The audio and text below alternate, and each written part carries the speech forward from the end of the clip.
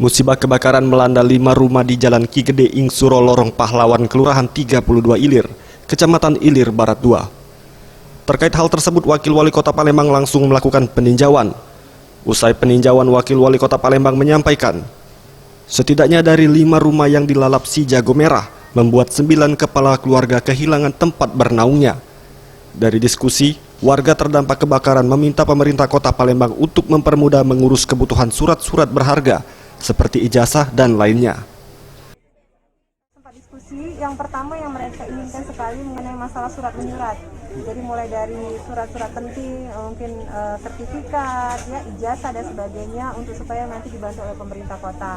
Yang kedua, kita akan mengupayakan, nanti kita akan coba bicarakan supaya nantinya kita mohon doa juga seperti korban kebakaran. Ia menambahkan terkait peristiwa ini, pihak Pemkot Palembang berencana akan kembali membangunkan rumah seperti korban kebakaran lainnya di Kota Palembang. Tim Liputan Sriwijaya TV.